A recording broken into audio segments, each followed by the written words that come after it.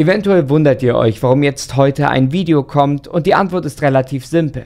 Das hier ist tatsächlich ein extra Video zusätzlich zum normalen Upload-Plan. Und zwar ist dieses Video nämlich unterstützt von THQ Nordic bzw. von Alone in the Dark.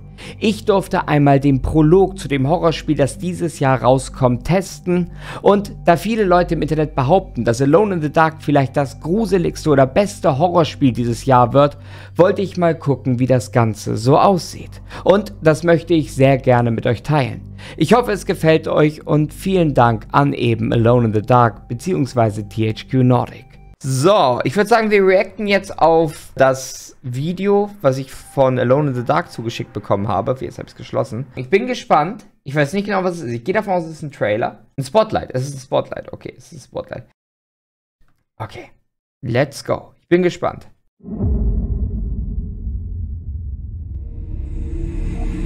Ich hätte immer gerne, dass dann jemand sagt, THQ Nordic.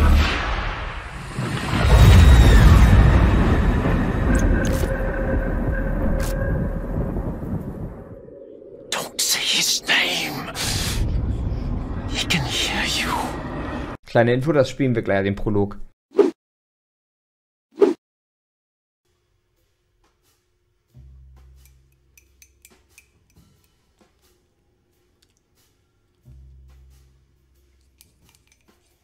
Früher, wenn man so eine, wenn man diese, wie heißen sie, diese Bastelsendung anguckt hat, man war immer Pappmaché benutzen. Nie hatte ich Pappmaché. Ich glaube, so ging es vielen. Ich habe mir immer gewünscht, dass sie mal was basteln ohne Pappmaché.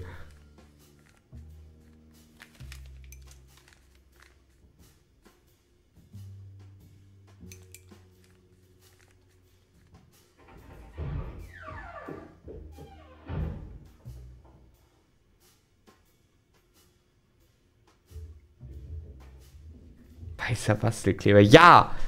Niemand hatte weißen Bastelkleber.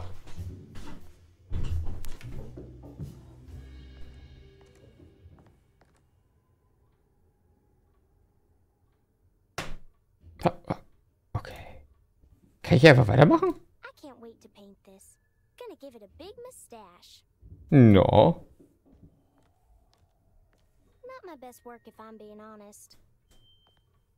Das ist voll süß. Ich habe eine lange Zeit, als ich noch ein Kind war, nie Hälse gemalt. Bis mein Bruder mir irgendwann mal gesagt hat, Menschen haben Hälse, ich sollte die malen. Ich war so, oh ja, stimmt. Wie heißt das Game? Alone in the Dark. Wo empfindet, weißt du, das ist ein Jumpscare für Kinder. Warum ist das ein Kinderspielzeug?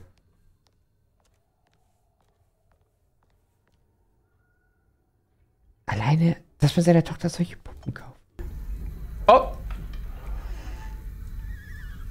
Hä? Hab ich die Tür kaputt gemacht? Ich glaube, die sollte zugehen. Ich glaube, ich habe die Tür kaputt gemacht.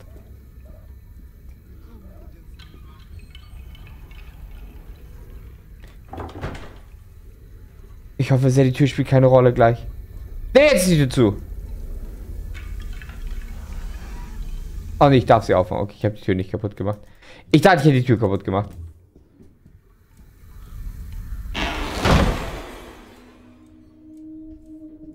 Das ist ja unschön. Oh goodness, you scared me. Ich bin ganz normal reingekommen. I have to tell someone what is going on here. I have to try. You're not one of them, are you? Please tell me, Grace.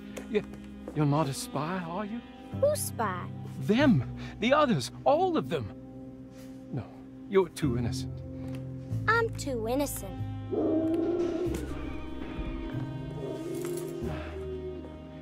I need to get this letter to my niece. She would understand. Just give it to the clerk, Mr. Waits, and he'll post it. No, he could be in on it. What if he won't post my letter? Then don't make it look like it's one of yours. Here, let me do it.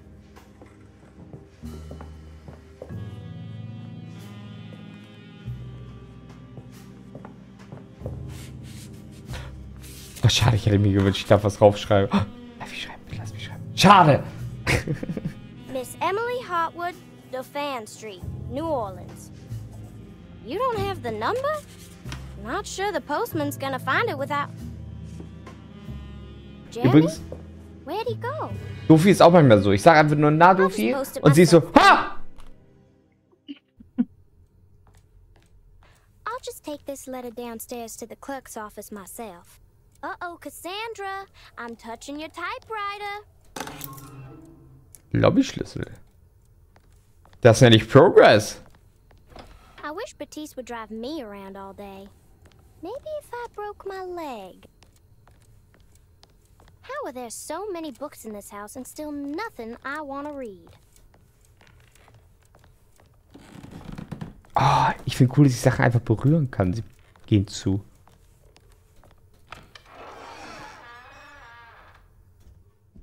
Okay, wo ist die Lobby? Weil das ist ja draußen.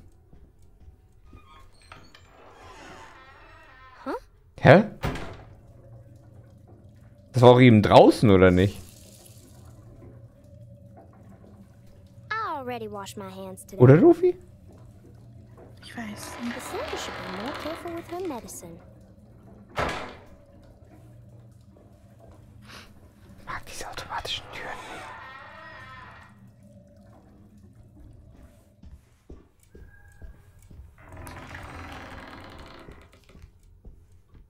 Das ist das Schlimmste, wenn dich dein Kopf fertig macht. Du kannst ihm nicht entkommen und bist mit dem Horror in deinem Kopf gefangen. Look at this mess.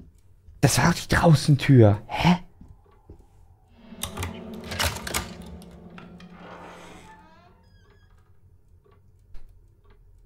Ich bin nicht klug genug, um solche Kunst zu verstehen. Warum ist sie so...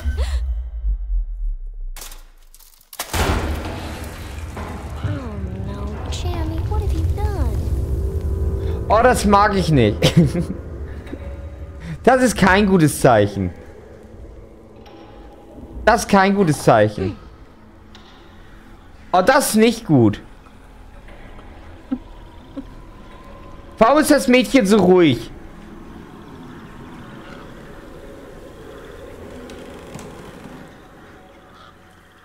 Oh, das ist nicht gut.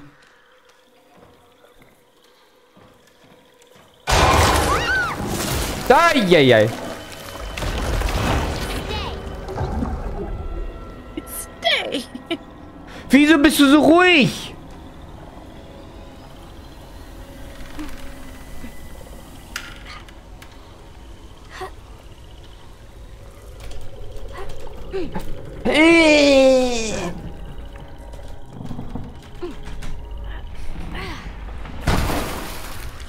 Wieso ist das für sie normal?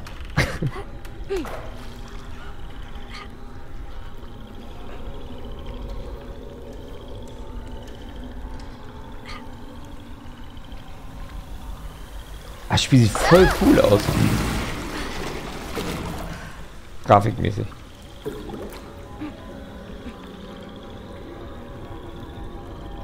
Bei ihr werde ich noch nicht kämpfen müssen, oder?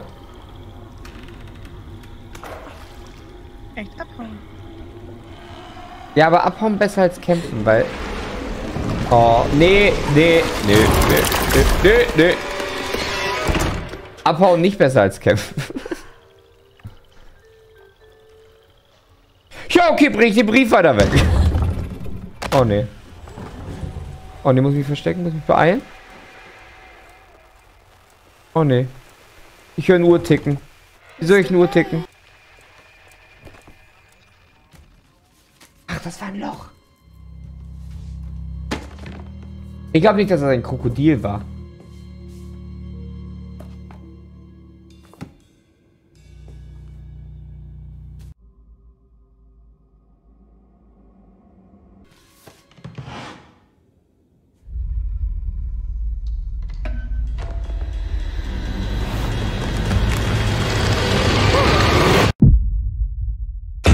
Okay, wir haben gerade den Prolog gespielt. Okay.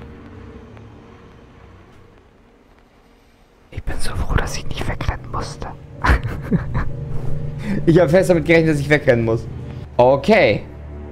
Prologe sind voll gemein.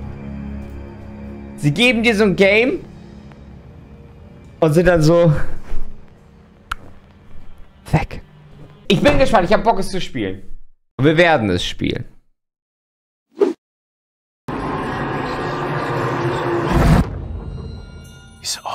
He's listening.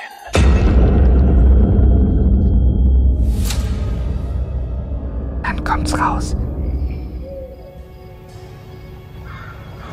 Last night I dreamt that my uncle hung himself in the attic, that we were too late. The house looked different, but it was still called Derceto. Definitely a weird place. Feels like I've been here before. I just can't think why. Let's not waste any time, Detective. Yeah, you're right.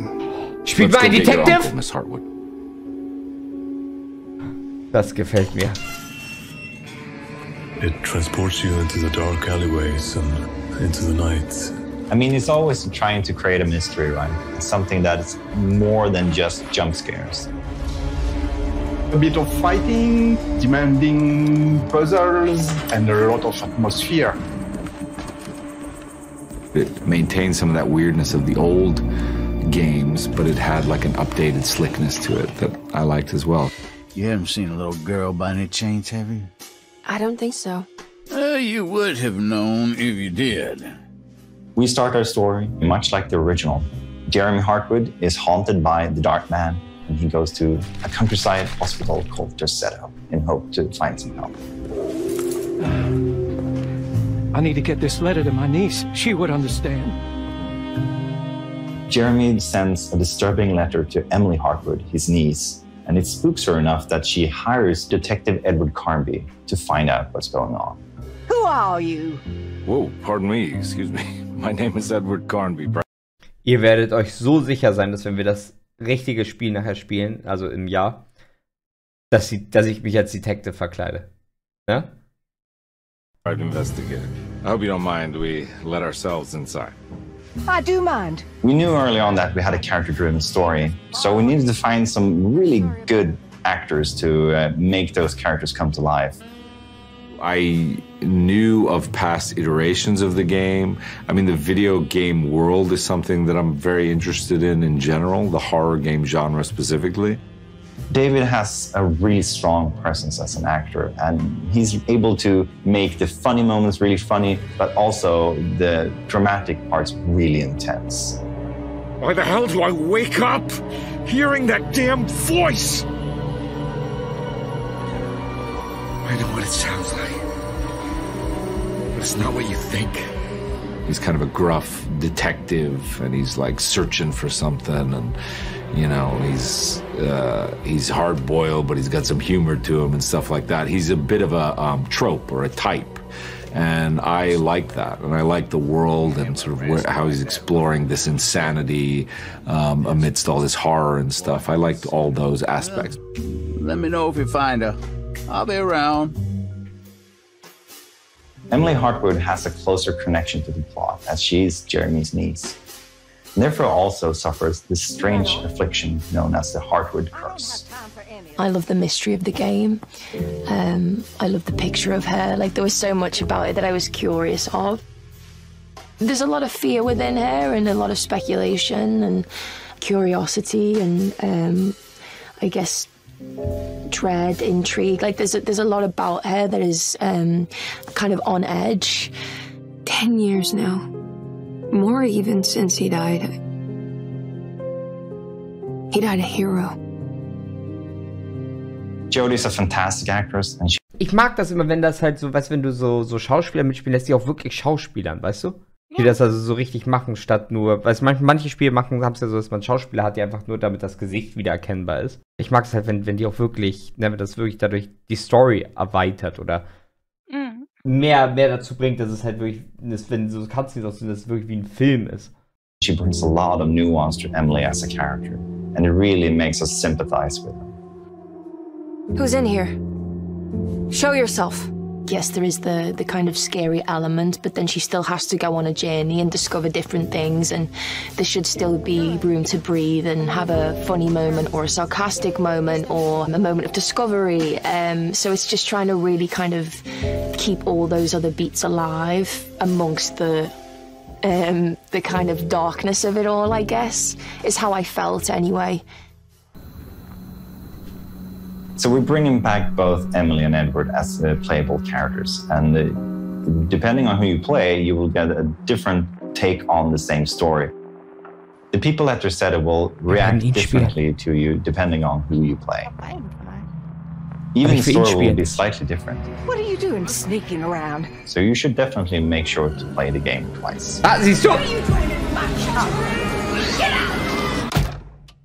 Ich werde sowas von The way spielen. that we reimagined the game was basically looking at the original, and it feels like we've been cultivating a seed that was planted 30 years ago, and it has now grown into something even more dark, even more sinister. I remember that with the first Alone in the Dark before. It was the first time that we could explore a big mansion, fight monsters and solve difficult puzzles. Okay, scheinbar ist Alone in the Dark deutlich älter, als ich gedacht hätte. 1992. Es gab 1992 schon Games. Okay, ich bin vom falschen Ding ausgegangen. All in real-time 3D. At the core is a haunted mansion. That's the most important part. It's Derceto, I would say. Feeling that you're trapped inside a kind of small space. Yeah, I used to say back in the old days that it was another character. Yeah, for sure. With all the remakes going on today, you are never sure what you get at the end. I think that Michael and the team at Pieces did a great job preserving the core feeling of the game. They even went further than everything I could expect 30 years ago. It's really an honor to sort of be a part of the franchise in that sense, because it is such a, again, it can't be overstated. It's so special. It was such a new experience. As a fan of the original, I wanted to bring as much as I could into our version. And they might have slightly different meaning and different reasons to be there, but if you know the old games, you will find a ton of references. Do I know you from somewhere? I remember you, Mr. Conby. I feel the franchise is in good hands now, and I can't wait to play the full game.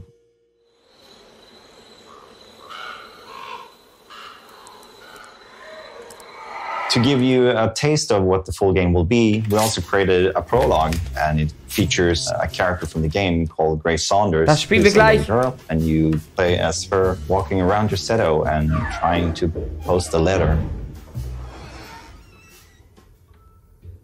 The prologue is the first glimpse into the atmosphere and the mood, and of course the story of the full game. So if you want to have a look, go and download it right now. They're so creepy. Echt cool aus. Oh, wenn man ein Kind spielt, kann man sich wahrscheinlich nicht mehr verteidigen gegen die Wesen, oder? Oh, das ist Our combat is intense and tough, and you will need to use every bullet you can find. Ich bin immer ganz schlecht And if in you run out of Intense bullets, and Tough. you might need to get in close and hit them with a melee weapon. Or if you're lucky, you can find something to throw.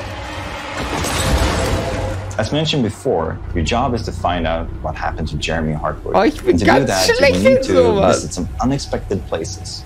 And to get to those places, you will need to find clues and solve some interesting puzzles. Depending how much you feel like a detective yourself, you can choose how much you want the game to help you find clues and where to go next. So the biggest creative focus for me has for a long time been to reach something beyond the mundane, something spiritual.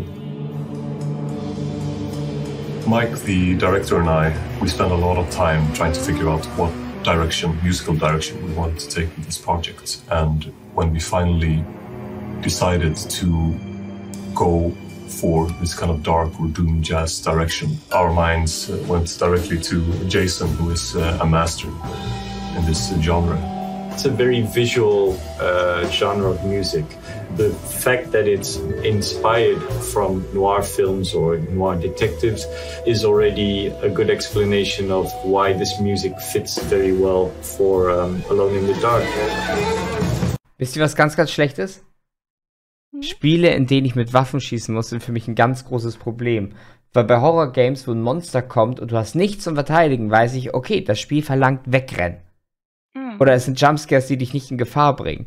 Dieses Spiel besagt potenziell, bist du kacke, stirbst du. Ja. Und das ist, ich bin schon echt kacke in diesen Spielen.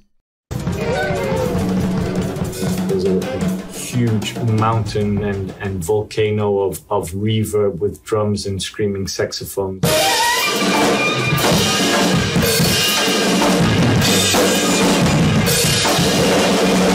To this explosion of hair rising horror and big chaos. As the player is drawn deeper into the game world, they will face off with the sinister presence known as the Dark Man. The Dark Man isn't real, Jeremy. There is nothing you can do to Ich habe hurt das you. Gefühl, er ist How do you real. think any of this is happening? How do you still not trust my words? Fine. Then let me help. Don't be foolish. He will bury you next to me in his sunken temple for an eternity. Real or not, something is definitely corrupting the mind of Jeremy Hartwood. Something very, very dangerous.